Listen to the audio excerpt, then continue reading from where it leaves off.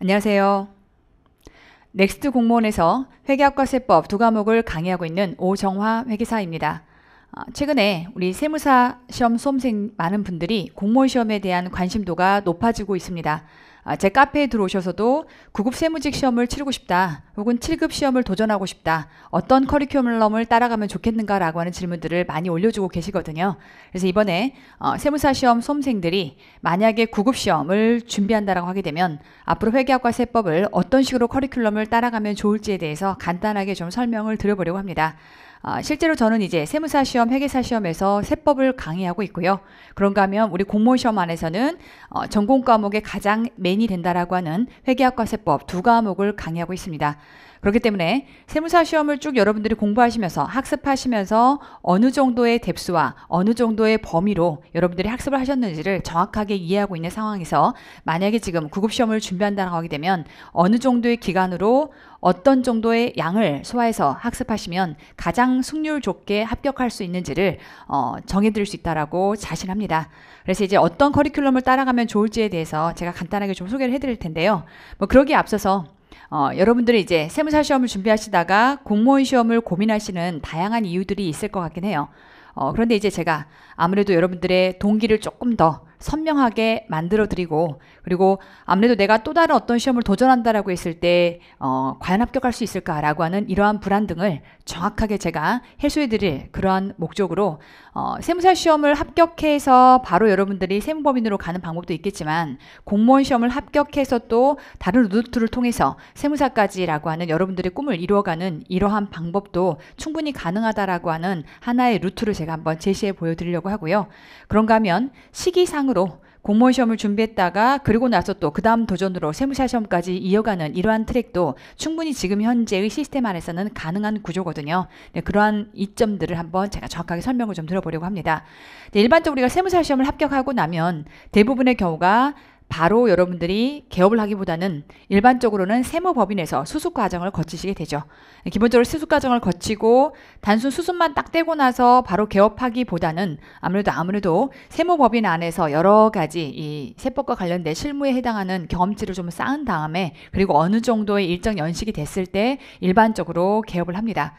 실제로 저는 이제 밸리그램 세무회계 컨설팅이라고 하는 컨설팅 업체를 운영한 지 14년 차고요. 아주 쉽게 말하면 저도 이제 개인 세무사 사무실을 쭉 운영을 하고 있습니다. 그렇기 때문에 이제 법인에서 일한 게 무엇을 의미하는 건지, 그리고 어떤 의미에서는 이제 개업을 맨바닥에서 한다라고 했을 때 이게 얼마나 허벌판에서 내가 나를 증명해 가며 사업을 일으킨다라고 하는 게 얼마나 어려운 일인지를 사실 저는 여자 회계사로서 가장 몸소 겪었던 산 증인이기도 하거든요.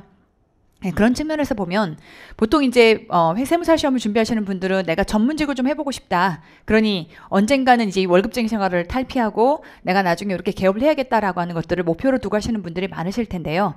제 주변의 사람들을 보면, 또 실제로 제가 실무에서 어느 정도 위치를 가지고 세무사 사업 개업해서 잘 나가시는 분들을 보면 이렇게 다이렉트로 가시는 분들보다는요, 어떤 의미에서 보면 세무공무원을 좀 경험을 한 다음에 그리고 나서 이렇게 개업으로 가는 경우가 어떤 의미에서 보면 나중에 개업했을 때의 승률이 굉장히 높습니다. 정말 비교가 안 될 정도예요. 쉽게 말하면 이제 세무법인에서 수습 생활을 한다라고 하는 건 결국은 납세자들이 신고한 내용들을 그대로 받아서 그 내용을 가지고 신고를 하고, 그런가 하면 이때 세무조사가 들어왔을 때 이 세무조사를 막는 역할을 하는 게 일반적으로 세무사가 하는 역할이죠. 그럼 소위 말하면 이제 세무법인에서 배우는 건 뭘 배우는 거냐면 수비수로서의 역할을 배워요.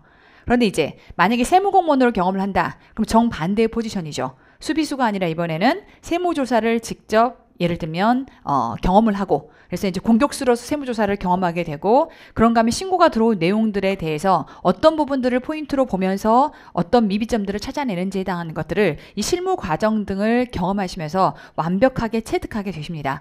그러니까 소위 말하면 이제 실무에서 뭘 배웠냐가 제일 중요한 상황일 텐데, 나중에 개업이라고 하는 요 단계까지를 하자면 내가 적어도 공격수로서 어떤 부분들이 공격 포인트가 되더라라고 하는 것들을 정확하게 파악하고 있다면 나중에 내가 수비수로서 개업해가지고 나왔을 때요, 정말 그 차이가 어마무시합니다. 그러다 보니까 보통 밖에서도 이 세무직 공무원으로 일했던 정관 예우까지는 아니더라도 세무 공무원으로 일했던 이 경험치를 굉장히 높이 사서 이런 분들에 대한 우대가 실제 실무에서도 굉장히 높다라고 볼 수 있겠고요. 그런 의미에서만 봐도 실제로 나중에 우리가 세무사라고 하는 이 전문직이 왜 좋니라고 하게 되면 꼭 월급쟁이 이상의 여러분들이 자신의 어떤 잡을 커리어를 키워가지고 나의 사업을 해볼 수 있는 하나의 발판이 된다라고 하는 그런 측면에서는 저는 꼭 이렇게 반드시 세무사 시험을 합격해가지고 개업으로 가는 그러한 루트보다는 어떤 의미에서는 세무직 공무원으로 일단 먼저 경험을 좀 해가면서 그 안에서 여러분들이 경험치를 더 쌓아가지고 이렇게 개업을 하시는 방법도 저는 상당히 의미가 있는 도전이다라고 일단 생각을 합니다. 그런가 하면 이제 공무원 시험을 합격하고 나서 그리고 나서도 이렇게 세무사 시험을 다시 공부할 수 있다라고 하는 요 장점이 있을 수 있는데 어떤 의미냐면 일반적으로 공무원 시험을 합격하고 나면요, 이제 임용을 기다리게 됩니다. 그런데 임용을 바로 받기 전까지 이제 수습 과정을 거치게 될 텐데 연수원에서 수습을 지금부터 받으려면 기수별로 회차별로 이렇게 기수가 모집이 돼서 수습을 경험하게 되거든요. 그러다 보니까 길게는 거의 최장 1년까지도 연수원 입소가 대기를 이렇게 타고 있는 경우가 많아요. 그러니까 일단 공무원 시험은 합격을 해놨는데 어떻게 보면 내가 이제 여기까지 갈 생각도 없었지만 나를 불러줄 때까지 계속 연수원에 입소를 못하고 계속 일단 일반 쉽게 말하면 합격은 해서 공무원 신분까지는 아니지만 공무원으로서 이제 앞으로 일을 하긴 할 텐데 당장은 어떻게 보면 쓰임이 없는 채로 시간이 조금 공백기가 빈다라고 해야 될까요? 이런 상황이 생길 수 있거든요. 근데 만약에 이런 상황이라면 일단 공무원 시험을 합격해놓고 나서 그 다음에 이제 뭔가 합격을 하고 나면 여러분들 마음속 안에 파죽지세라는 게 생겨요. 내가 이렇게 노력을 하니까 합격이라는 게 가능하구나. 이런 마음들이 생긴다면 그 다음번에 연결해서 바로 세무사 시험으로 이렇게 도전을 해서 여러분이 합격할 수 있다라고 하는 이러한 장점도 분명히 존재합니다. 그런가 하면 이제 공무원 시험 합격했으니까 나는 그럼 이왕이면 아까처럼 실무를 좀 쌓아가지고 어느 정도 안에서 실무 능력을 통해서 연차를 좀 쌓은 다음에 그러고 나서 내가 밖으로 나가리라 라고 생각한다면 어떤 장점이 있죠? 그렇죠. 국세공무원 10년간 여러분들이 경력을 쌓으면 우리 세무사 시험이 1차, 2차로 이루어졌다라고 할 때 1차 시험이 면제가 됩니다. 그럼 1차 시험이 면제가 되면 아무래도 10년간 드립다 우리가 만약에 세법만 팠다라고 하게 되면 세법 부분에 대해서는 아무래도 자신감이 좀 생길 것이고 보통 2차 시험에서 세무사 시험에서 가장 발목을 잡는 게 세법학이죠. 근데 이런 것들 세법학 내지는 세무회계 부분들에 조금 더 자신감이 붙은 채로 나머지 회계 정도를 좀 보충해서 여러분이 만약에 공부를 하신다라고 하게 되면 훨씬 세무사가 될 수 있는 합격의 확률이 또 높아지기 때문에 이러한 장점을 조금 누려보시는 것도 저는 방법일 것 같습니다. 그래서 만약에 혹시나 내가 세무사 시험을 쭉 준비하다가 좀 갈등이 생기거나 내가 뭔가 좀 짧은 시간 안에 어떤 성취감을 경험해보고 싶다라고 하시면 저는 이제 공무원 시험을 적극 좀 추천을 해드리고 싶고요. 앞서 말씀드린 것처럼 시기상으로 한번 따져서 보시자면 세무사 시험까지를 딱 끝내고 예를 들면 지금 기점으로 해서 9월 달에 공시 준비를 한다라고 하더라도 9급 세무직 공무원 시험을 준비한다라고 하시더라도요. 보통 이제 한 2월 달까지 이렇게 보시면 5, 6개월 정도가 소요가 될 텐데 정말 장담컨대 회계사 세무사 시험의 공부를 어느 정도를 마스터를 하셔서 기본적으로 회계세법에 대한 기본 개념만 좀 있다라고 하시면 여러분들이 한 5, 6개월 만에도요. 충분히 지금 9급 세무직 공무원은 합격이 가능할 정도의 공부량과 그런가 하면 과목이 이렇게 지금 마련되어 있습니다. 보통 예전에는 이제 국어용 한국사라고 하는 요 과목이 공부량이 상당하게 작용이 됐었는데 최근에 이제 인혁처에서 국어용 한국사에 해당하는 과목들을 굉장히 좀 범위도 작게 그리고 출제 방식도 쉽게 이렇게 바뀌다 보니까 전공 과목만 어느 정도 여러분들이 공부가 되어 있다라고 하게 되면 9급 시험을 합격하기가 굉장히 용이한 구조로 좀 바뀌어 있거든요. 그러다 보니까 만약에 내가 지금부터 세무사 시험 준비하다가 난 지금부터 공시를 한번 준비해보고 싶어 라고 마음 먹는다라고 하게 되면 충분히 5, 6개월 안에도 여러분이 승부를 내볼 수 있다라고 감히 자신 있게 말씀을 드릴 수 있을 것 같고요. 일반적으로 우리 공무원 시험은 4월 초에 행해집니다. 4월 초에 이렇게 9급 시험을 보고 나면 보통 이제 만약에 세무사 1차를 내가 다시 봐야 된다라고 했을 때는 바로 4월 말에 세무사 1차 시험이 있죠. 그런가 하면 2차 시험을 다시 봐야 된다라고 할 때는 8월 초까지. 제가 생각할 때는 만약에 지금 9월 달부터 뭐 앞단에 어떤 실패 내지는 뭔가가 조금 준비가 부족해서 나는 약간 공시적으로 더 갈아타고 싶다라고 하시면 이때 공시 준비 시작해서 대략 한 5, 6개월 정도를 공시를 가지고 합격할 정도로 점수대를 좀 만들어 놓은 다음에 그리고 나서 이제 나머지 기간 동안을 세무사 시험을 준비해서 만약에 1차를 보셨다라고 하게 되면 충분히 이렇게 준비해서 저는 1차가 가능하다고 생각을 하고요. 만약에 이때 다시 2차로 넘어간다 하더라도 이렇게 2차를 준비할 만한 충분한 시간적 여력이 좀 있기 때문에 만약에 여러분이 짧은 기간 안에 공시를 좀 준비해보고 싶다 라고 하게 되면 지금부터 공무원 시험을 준비해봐도 의미가 있을 것 같다라고 하는 거를 재차 한번 강조를 드려봅니다. 그래서 이제 구급 공무원 시험에 대해서 제가 간략하게만 좀 소개를 좀 드리자면 우리 구급 공무원 시험은 5개의 과목으로 이루어져 있습니다. 그래서 국어, 영어, 한국사 그리고 회계학 세법이라고 하는 5개의 과목으로 각각 20문항씩 총 100문항으로 이루어져 있고요. 110분 안에 지금부터 문제를 풀게끔 이렇게 구성이 돼 있다라고 보시면 되겠고 이제 이 중에서 국어, 영어, 한국사에 해당하는 요 3개의 과목이 공통 과목이어서 모든 직렬에 공통되는 과목입니다. 그리고 나머지 이제 회계와 세법이라고 하는 게 전공 과목이다라고 해서 지금 뭐 배점은 똑같지만 동점이면 아무래도 회계세법의 점수가 높은 쪽에다가 우선순위를 주고 하다 보니까 전공 과목의 중요성이 좀 큰 시험이다라고 보시면 좋겠고 과거에는 국어용 한국사가 좀 어려웠어요. 공무원 시험이 막 지역적인 문제가 나오기도 하고 그런데 최근에 출제 경향이 완전히 바뀌어서 국어용 한국사가 올해까지는 한국사가 들어갑니다. 그러니까 소위 말하면 26년 시험까지는 한국사가 들어가고요. 27년 시험부터는 아예 이제 한국사까지가 다 배제가 돼버리기 때문에 이제 결국 공통 과목이라고 하게 되면 국어와 영어만 가지고 여러분이 시험을 치르시면 되는 상황이고 그런가 하면 이제 국어 영어에 해당하는 것들도 공부량이 많이 들어가느냐 그렇지 않아요. 물론 이제 사람마다의 국어 영어의 기본 수준이 조금 있다 보니까 차이가 있을 수 있지만 적어도 이제 세무사 시험을 준비하는 정도의 여러분들의 학습 수준이었다라고 하게 되면 국어 영어를 여러분들이 고득점을 맞는 게 크게 어렵지 않을 거다. 이게 좀 나도 정말 과연 그럴 수 있을까라는 생각이 들면 기출문제가 있을 거거든요. 그래서 25년도 공무원 시험에서 출제된 그 기출문제만 가지고 여러분들이 한번 풀어보셔도 이 시험이 대략 이런 느낌이구나 라고 하는 거를 정확하게 여러분들이 판단해 보실 수 있을 겁니다. 판단해 보시면 국어 한국사는 좀 할만하다. 물론 이제 한국사는 까맣게 잊어버렸을 테니까 얘 조금 시간 들여서 공부하시고 국어 영어에 해당하는 것들 애지간히 여러분들 점수가 나올 과목이기 때문에 그렇다면 이제 결과적으로는 회계학과 세법이 중요하다라고 볼 수 있는데 결국 우리 세무직 공무원 시험은 회계세법의 강자가 유리한 시험이라고 볼 수 있어요. 우리 일반적으로 이제 공무원 시험에서의 합격 컷은 세무직을 제외한 나머지 대부분의 시험이 합격 컷이 거의 평균 90이에요.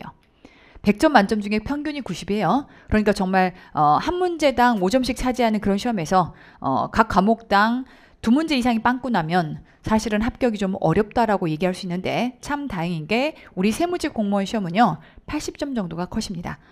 다른 일반적인 직렬보다도 거의 한 10점 가까이가 차이가 나요. 근데 뭐 때문이냐라고 하게 되면 요 회계세법 때문이거든요. 여러분들 이제 회계사나 세무사 시험을 준비하셨던 분들도 회계세법 힘들죠.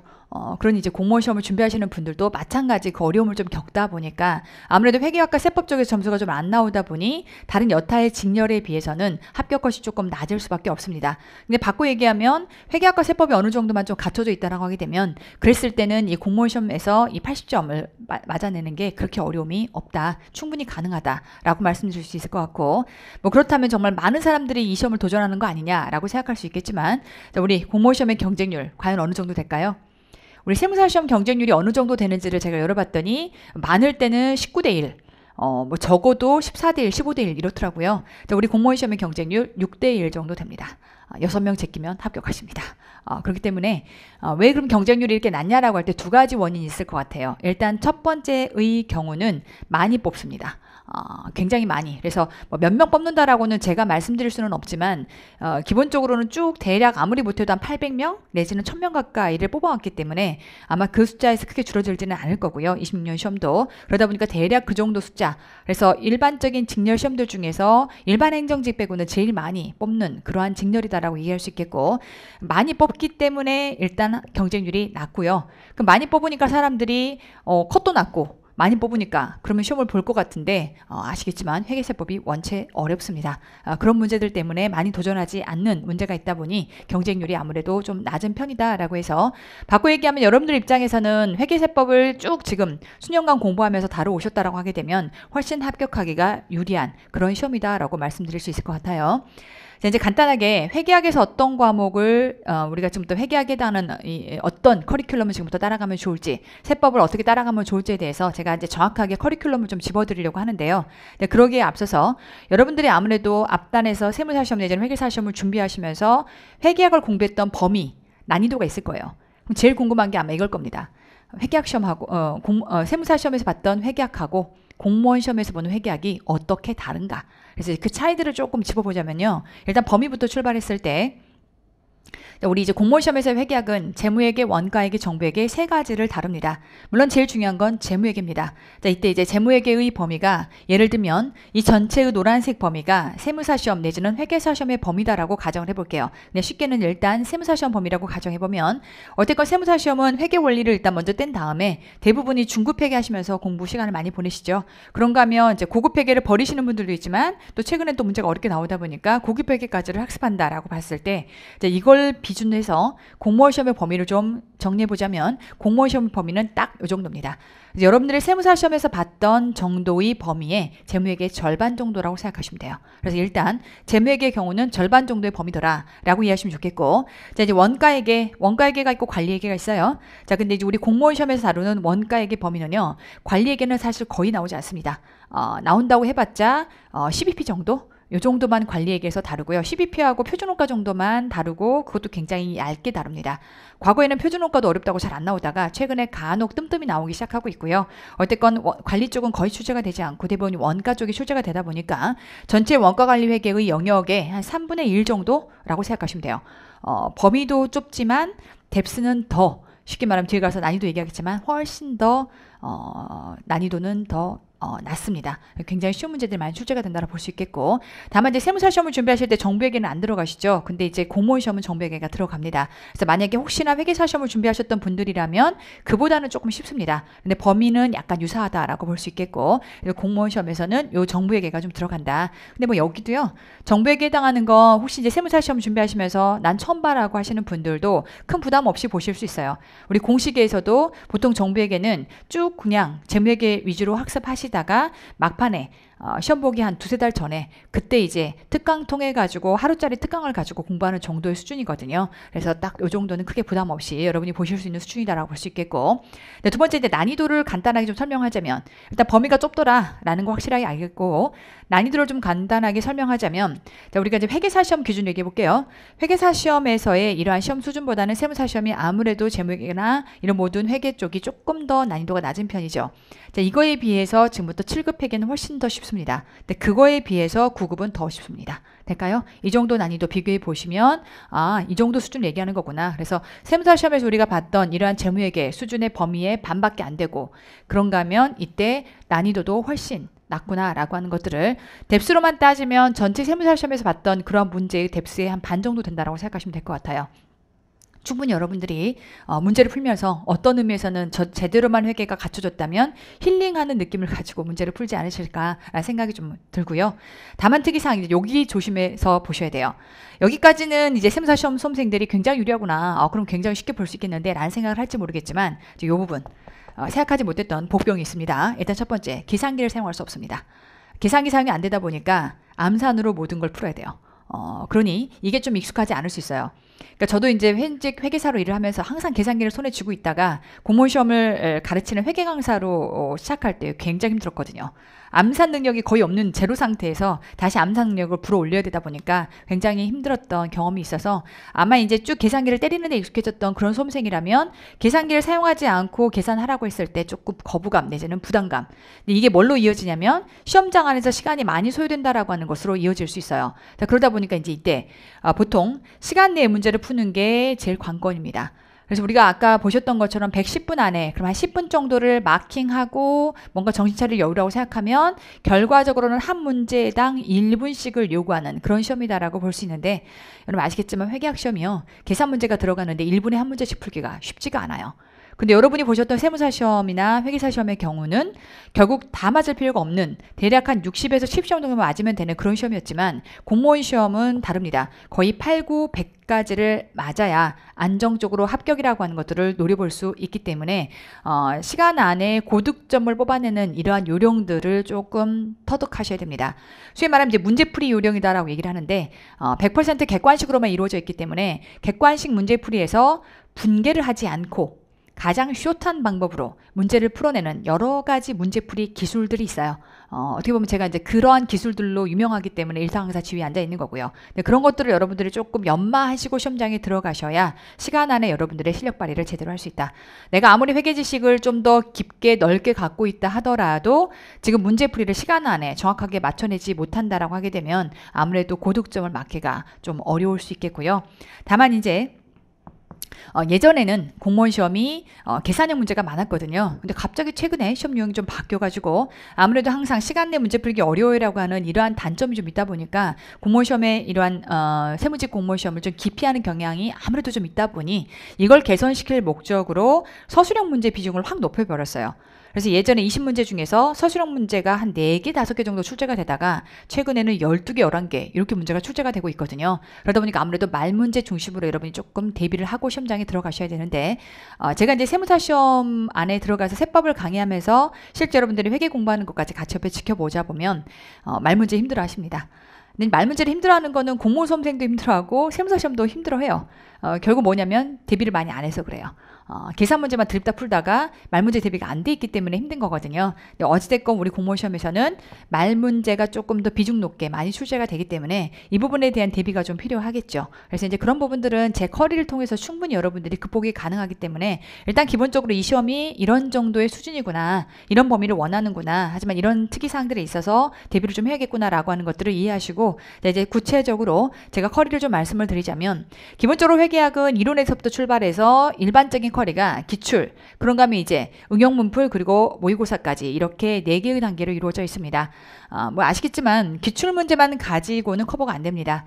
왜냐하면 우리 회계학이라고 하는 거는 어떤 의미에서 보면 주어져 있는 자료를 믹스해서 본인이 능동적으로 자료들을 뽑아내서 원하는 정보의 요구사항들의 답을 구해내는 그런 과정이거든요. 그러다 보니까 상황이 조금만 바뀌어도 쉽게 말하면 응용 문제가 조금만 응용돼서 나와도 방황하십니다. 문제를 못 풀어요. 그래서 제가 보통 시험장 가가지고 맨날 하는 얘기가, 시험 대비시키면서 하는 얘기가 우리에겐 응용력이 없다 라고 하는 거를 복창하면서 가능한 시험장 들어가기 전에 나올 수 있는 가능한 모든 응용 문제 좀 풀고 그러면 시험장 가서 1분 안에 문제를 푼다라고 할 때 자신감 있게 문제를 풀 수 있다 라고 하는 것들을 기본 우리의 딱 목표로 걸어놓고 열심히 학습을 좀 같이 하는 편이거든요. 근데 어쨌건 여러분들이 기출문제만 가지고는, 공무원 기출문제만 가지고는 실제로 시험장에서 긴장도가 가득한 상황에서 문제들을 맞닥뜨렸을 때 본인의 실력 발휘를 완벽하게 할 수 있냐라고 하는 것들을 좀 한계가 좀 있습니다. 그래서 아무래도 이런 응용 문제 풀이까지가 좀 연결돼야 되는데 두 단계로 한번 나눠봤어요. 세무사 시험을 공부해왔다라고 하더라도 회계가 약한 분이 있을 거고요. 회계가 그래도 조금 나는 강해, 괜찮아라고 하는 분들이 있을 거니까 다만 이제 우리 세무사나 회계사 시험을 준비했다 하더라도 별로 일반적으로는 회계 과목이 고득점이 잘 안 나오죠. 그러다 보니까 이거를 나누는 게 참 어렵긴 한데 소위 말하면 이제 딱 점수라고 하는 요 절대값에 여러분들 초점을 두시기보다는 아무래도 이 정도 점수라면 아직 회계가 부족해. 혹은 예를 들면 50점 이상이다라고 하게 되면 나는 어느 정도 회계가 기본 이론은 좀 자신 있어 라고 하는 걸로 나눴다라고 보시면 좋을 것 같고요. 자, 어쨌건 우리가 5, 6개월 안에 마스터해서 다른 국어, 영어, 한국사까지를 마스터해서 합격이라고 하는 가장 효율적 코스를 타려면 아무리 50점 미만이라 하더라도 모든 이론을 다 듣는 거 좀 한계가 있습니다. 다만 이제 심화이론이다라고 해서 이때 심화이론 단계는 강의수가 그렇게 길지 않아요. 보통 여러분들이 회계사 시험에서 들었던 강의 한 3분의 1 정도라고 생각하시면 되거든요. 그래서 3분의 1 정도밖에 강의가 안 되니까 그 내용을 따라 들으면서, 그럼 제가 기본서를 한번 쫙 정리를 해드리거든요. 따라 들으면서 기본서 정리해가면서 기본서 날개와 그 다음에 안에 들어가 있는 모든 문제들을 풀면서 공무원 시험에서는 이런 걸 요구하는 거구나. 그런가 하면 이제 제가 각각 문제마다 풀이법을 가장 효율적으로 개발해서 풀어드리는 내용들이 있겠죠. 그런 것들을 한번 봐가면서 이렇게 푸는 게 가장 효율적이겠구나 라고 하는 것들을 같이 학습해 보시면 좋을 것 같고요. 뭐라 해도 어쨌건 일단 기출은 기본입니다. 그래서 이제 기출 보시고 말문제 좀 대비하셔야 되니까 썰문제까지, 그리고 난 마지막으로 모의고사. 물론 이제 응용 문제까지 가면 좋겠지만 우리의 목표는 5, 6개월 안에 우리가 일단 합격하는 것을 목표로 한다라고 했을 때 다른 과목까지를 챙겨 가셔야 되기 때문에 회계학 S당주 처음부터 내가 베이스가 좀 낮았다라고 하게 되면 뭐라 해도 어쨌건 요렇게 기본 골격은 좀 세워 가셔야 되는 거라 여기다 조금 포커스를 두고 응용 쪽에다가 힘을 좀 뺀다. 응용 쪽까지 볼 시간은 없다. 이렇게 보시면 좋을 것 같고, 다만 이제 세무사 1차 시험에서 50점 이상을 맞았다라고 하게 되면 꼭 절대값 50점에 목숨 걸지 마시고요. 내가 어느 정도 세법에 회계에 자신이 있다라고 하는 것을 전제로 했을 때는 이론 단계 과감히 건너뛰고 바로 기출문제 풀어보십시오. 기출문제 풀어보면 이런 문제들이 나오는 거구나. 근데 다만 기출문제를 푸시면서 분계로 푸시면 안 돼요. 그러니까 분계는 이해를 위한 하나의 도구인 거고요. 실제 시험장 가서는 1분 안에 한 문제씩을 풀어야 되기 때문에 만약에 분계로 문제를 풀고 있다. 절대로 20분 안에 20개 문제를 풀 수가 없습니다. 그렇기 때문에 가장 효율적으로 푸는 방법 등을 제 강의를 통해서 여러분이 학습을 해 가시면서 이런 방법으로 푸는구나, 기발하다 라는 생각을 하시게 될 거거든요. 근데 그런 방법들을 좀 여러분들이 연마해 가시면서 가면 좋을 것 같고, 그런가 하면 이제 이런 경우는 이론 관계를 건너뛰었기 때문에 그 다음에 이제 기출 플러스의 문제가 좀 많이 있다 하더라도 기본 이론을 정확하게 알고 있는 분들이 이 회계사나 세무사 시험에서의 재무회계 교재를 풀다가 거기서의 객관식 교재를 풀다가 이걸 풀면요, 힐링하시면서 문제를 풀 수도 있을 거예요. 풀린다, 뭔 말인지 알겠다라고 하면서 풀릴 거거든요. 그러면 빨리 문제를 풀어낼 수 있기 때문에 그러면 응용 문제까지도 넘어갑니다. 그래서 응용 플러스까지를 여러분이 푸시고 그리고 나면 마지막에 이제 말 문제도 좀 준비하셔야 되거든요. 얘는 말 문제 대비용이라고 생각하시면 돼요. 서술형만 대비하기 위해서 이렇게 따로 교재가 있다고 생각하시면 되겠고, 그러고 나면 이렇게 모의고사 단계로 넘어가는 요 커리를 따라가 보시면 제일 좋을 것 같습니다. 그래서 이제 회계학이라고 하는 과목이 세무사 시험하고 비교했을 때 어느 정도의 난이도고 어느 정도 범위인지, 그 다음에 어떤 특이사항이 있는지, 그리고 지금 그랬을 때 어떤 커리를 따라가면 될지에 대한 내용들을 잘 좀 정리하셔서 본인에게 맞는 커리를 따라간다라고 하게 되면 회계학이라고 하는 과목은 실패 없이 고득점이 분명히 가능합니다. 이번엔 세법입니다. 제가 아무래도 이 시장에서 회계학, 세법 두 과목을 다 강의를 하고 있다 보니까 유리한 점이 분명히 있죠. 두 과목을 정확하게 이해하고 있고 전체 수업 안에서 어느 정도의 학습 시간들을 각각 배분해야 될지도 이미 제 머릿속엔 다 들어가 있고요. 그래서 이제 1년이라고 하는 시간을 보통 제가 공무원 수험생들을 끌어갈 때 그 범위 안에서 관장을 해가는데, 마찬가지로 여러분들한테 주어진 5, 6개월이라고 하는 이 시간 안에 이때 회계학과 세법을 각각 어떻게 공부했으면 좋을지를 그런 고민을 하면서 제가 지금부터 짜온 거고요. 마찬가지로 좀 비교를 좀 시켜보도록 할게요. 실제로 저는 이제 세무사 시험에서 세법을 강의를 하고 있기도 합니다. 그래서 아마 그렇게 보신 분들도, 제 강의를 실제 들어보신 분들도 꽤 있으실 텐데, 일단 범위부터 말씀을 드리자면, 자, 이렇게 법소부, 그 다음에 이제 국기가 있다라고 했을 때, 일반적으로 회계사나 세무사 시험에서는 국기가 굉장히 약하죠. 법소부의 대부분의 시간을 놓고 학습을 하시고 국기 부분이 약하다라고 볼 수 있겠고, 또 우리가 세무사 시험에서 가장 큰 특징은 계산형 문제를 좀 많이 풀죠. 물론 이제 1차에서 말 문제가 좀 많이 나오긴 하지만 대부분 2차까지를 욕심내면서 많은 시간들을 계산형 문제를 푸는 데다가 시간을 쏟다 보니까 아무래도 말 문제가 좀 약하고 국기 쪽이 좀 약하고, 근데 이제 공무원 시험이 정반대로 움직여요. 공무원 시험은요, 자, 국기의 범위가 어마무시하게 많습니다. 국기, 국징의 거의 40%를 차지하고요. 공무원 시험의 가장 주요 특징은 계산 문제가 거의 안 나와요. 다 말 문제이고 그게 국기, 국징이 차지하는 비율이 굉장히 높다. 그래서 만약에 이제 국기, 국징에 대한 요 부분이 학습이 좀 안 돼 있다라고 하게 되면 어쨌건 공무원 시험에 와서 실패 없는 점수를 만들기 위해서는 국기, 국징 쪽에다 좀 시간을 좀 보내셔야 합니다. 그러한 형태의 범위 차이가 있다라고 보시겠고, 우리 난이도를 기준으로 얘기하면 이렇게 볼게요. 계산형 문제가 더 어려울까요? 서술형이 더 어려울까요?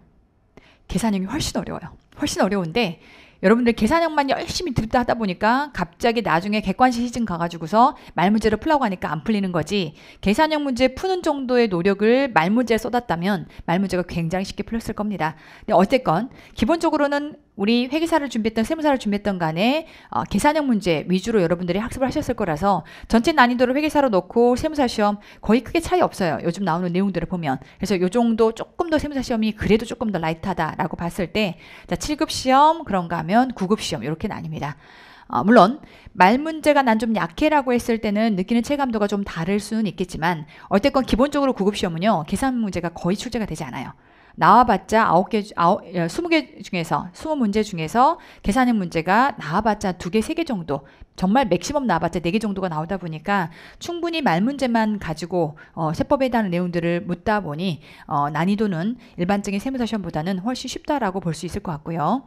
자, 특이사항을 좀 짚어보자면 대부분이 말 문제라고 하는 거 아까 제가 강조드렸던 것처럼, 다만 이것도 고득점을 요합니다. 우리가 보통 세무사 시험을 보면 회계학과 세법 점수가 좀 낮아도 다른 과목으로 커버가 좀 되면 여러분들이 어느 정도 무난하게 합격을 좀 넘어가고, 그런가 하면 1차 시험에서는 어느 절대값 점수만 넘어가면 합격이 되다 보니까 1차에서 요구하는 말 문제에 여러분들이 신경을 안 썼을 수 있거든요. 근데 이제 공무원 시험은 다릅니다. 거의 8, 9, 100 정도의 점수가 나와야 합니다. 그래서 시간 안에 여러분들이 고득점을 찍어낼 수 있는 약간 기계처럼 말 문제를 풀어낼 수 있는 훈련을 좀 하시고 그렇게 시험장에 들어가셔야 되는 상황이 있겠고요. 국기 국징에 대한 비중이 높다 보니까 얘를 저는 그런 생각을 해요. 이해가 안 되는데 어떻게 외울 수 있느냐. 제가 항상 강조하는 내용이거든요. 그래서 일단 국기 국징이 약하다라고 하게 되면 겸손하게 우리 공무원 시험장 안에서 요구하는 국기 국징 정도의 기본 이론은 다시 한번 장착을 한다. 일단 얘를 완벽하게 맞고 나서 일반적으로 내가 경쟁하는 많은 사람들이 빵꾸를 낸다라고 하는 게 법인세에서 빵꾸 나거든요. 여러분도 해봐서 아시겠지만 법인세가 제일 어렵잖아요. 그러면 이제 기본적으로 국기 국징은 맞고 들어가야 되기 때문에 이 부분에 해당하는 것들이 비중이 높다라고 하는 이 특성에 맞추어서 학습 커리를 좀 고민을 해보셔야 됩니다. 네, 세법도 마찬가지로 이론에서 기출해서 응용 문풀에서 모의고사로 이어집니다. 자, 두 개로 나누어서 세무사 1점에서 50점 미만, 아직 세법에 대한 지식이 좀 불완전하다라고 볼 수 있는 분들인데, 자, 이런 경우라면 국기 국징의 이론부터 출발하셔야 돼요. 다시 한번 이론을 정확하게 듣는 게 좀 필요하다. 그런가 하면 50점이 안 된다는 얘기는 전반적으로 지금 세법에 대한 체계가 아직 안 잡혀 있는 경우가 생길 수 있어요. 이런 경우라면 전체 이론 한 바퀴 퀵하게 돌려볼 필요가 있는데, 그렇다고 공무원 시험에서 하는 전체 이론을 좀 듣기에는 좀 너무 헤비하기 때문에 그러면 요약서 강의를 듣는 방법도 있겠죠. 그래서 오쌤의 진짜 다지기다라고 해서 오진다라고 하는 요약서가 있고요. 그 요약서로 하는 강의들이 있으니까 이 강의를 한번 퀵하게 한번 돌리고 나서, 그리고 나서 이제 문제풀이 단계로 가시는 게 좋겠다라는 생각이 들고, 기출문제 보시고요. 다만 최근에 출제 경향이 기출 지문만 출제가 되는 것이 아니라 한 기출 지문이 한 50% 60% 출제가 된다면 기출 외의 지문이 한 40, 50% 가까이가 출제가 되고 있습니다. 아무래도 공무원 시험에서는 회계학은 기출문제가 많은데요. 세법은 상대적으로 좀 적어요. 그리고 아무래도 개정들이 쭉 들어오다 보니까 개정 때문에 과거에 출제했던 지문들이 출제가 안 되는 경우도 생기다 보니 기출 지문이 적은 편입니다. 그런 범위 안에서 어찌됐건 다양한 응용 문제, 지문들도 좀 풀어보셔야 고득점이 가능하다 보니까 결국 응용 문풀의 가장 최고봉이 뭐냐면 세법 천재라고 하는 교재가 있거든요. 여기까지를 여러분이 같이 좀 문제를 좀 풀어보시고, 그리고 마지막 모의고사 단계. 그래서 꼭 강의를 듣지 않는다 하더라도 여러분이 자발적으로 충분히 학습할 수 있게끔 교재들이 굉장히 잘 쓰여져 있거든요. 그래서 일단은 기본 커리를 이렇게 열어놓고 풀다가 모르는 것들을 찾아가 보는 방법도 있겠고요. 아니면 쭉 그냥 커리를 한번 따라가 보는 방법도 있겠고요. 내가 세법이 좀 자신 없고 약했다라고 하게 되면 정말 자타공인 대한민국에서 가장 세법을 쉽게 가르치는 강사입니다. 아마 신세상을 경험하시게 될 거다라고 말씀을 자신 있게 드릴 수 있으니까 한번 내가 세법을 제대로 좀 독파해서 이해해보고 싶다라고 하시게 되면 요 커리를 따라가시면서 한번 세법을 다시 한번 짜맞춰 보는 것도, 다시 한번 설계를 좀 해가 보시는 것도 방법일 것 같습니다. 자, 그런가 하면 이제 세무사 시험이 50점 이상이다, 뭐 어느 정도 세법에 대한 기본 이론은 좀 알고 있다라고 하더라도 국기 국징이 약하시겠죠. 국기 국징에 대한 기본 이론은 장착해서 들어가시면 좋을 것 같고요. 그런가 하면 이제 그러고 나서 기출 플러스 그리고 세법 천재 이 정도 하고 모의고사로, 그래서 이론 강의가 필요하다 필요하지 않다 정도로만 두 개가 나뉘어 있다고 생각하시면 되겠고, 어쨌건 이 시험은 국기 국징은 일단 다 맞고 들어가야 된다. 그래서 국기 국징에 해당하는 요 이론 강의를 정확하게 여러분이 학습을 하시고, 뒤에 가서 문풀도 거의 한 40%가 국기 국징 영역이거든요. 그런 내용들을 학습하시고 나면 보통 이제 세무사 시험에서 법인세 계산 문제 푸느라 죽어나고 소득세 짠짠이 다 외워서 계산 문제 푸느라 죽어났다면 공무원 시험은 그보다 훨씬 라이트합니다. 정말 말 그대로 말 법문을 이해하고 있느냐 정도만 묻고 있기 때문에 그런 형태의 말 문제 학습 위주로만, 문제풀이 위주로만 여러분들이 하셔도 충분히 고득점이 가능하시기 때문에 5, 6개월 안에 여러분들이 고득점으로 합격이 충분히 가능한 그런 시험이다라고 하는 거를 재차 강조합니다. 아마 많은 고민들 끝에 지금 공무원 시험에 대해서 관심을 가지고 새로운 도전을 앞두고 계실 텐데요. 정말 제가 많은 수험생들을 배출했던 강사이기도 합니다. 그리고 양시장을 전부 다 넘나들면서 강의를 하고 있기 때문에 이 시장에서 여러분들이 정확하게 무엇을 배웠는지, 그리고 이 시장에서 어떤 것들을 요구하고 있는지를 저보다 더 잘 알고 있는 강사는 없다라고 자부를 합니다. 그래서 제가 짜드린 이 커리큘럼만 여러분들이 믿고 5, 6개월 동안 충실하게만 그 커리큘럼들을 따라가신다라고 하게 되면 적어도 정말 여러분들이 그렇게 간절히 원했던 한 번의 성공은 일단 거머쥐고, 그리고 나서 그 다음 스텝을 여러분들이 앞으로 끌고 갈 수 있지 않을까라는 생각을 해봅니다. 저도 예전에 이제 회계사 시험을 준비할 때 한 방에 붙은 상황이 아니었었기 때문에 실패를 맛보고 나서 그 다음에 이제 합격했던 케이스거든요. 그래서 만약에 여러분들이 어떤 실패로 인해서 자신에게 무거운 짐을 주며 정말 숨쉬기도 힘들 정도로 많은 자괴감 내지는 어려움을 겪고 계신다라고 하게 되면 좀 가볍게 풀어갈 수 있는 이 해법으로 여러분의 인생의 돌파구를 찾아보시는 것도 저는 방법일 거다라고 생각합니다. 충분히 여러분들이 지금 가지고 계신 실력으로 조금만 노력하시면 공무원 시험 합격할 수 있기 때문에 합격해놓고 아까 말씀드린 것처럼 그 다음에 빈 공간의 시간들이 생기거든요. 이 시간 등을 통해서 여러분이 어나더 스텝으로 그 다음 스텝으로 발돋움해서 가시는 것도 좋은 방법이 아닐까라는 것들을 조심스럽게 제안 드려봅니다. 자, 이제 또 강의를 통해서 함께 최선을 다하여 여러분들의 합격으로 끌어가겠다라고 하는 약속으로 마무리하도록 하겠습니다. 강의 때 뵙도록 하겠습니다. 감사합니다.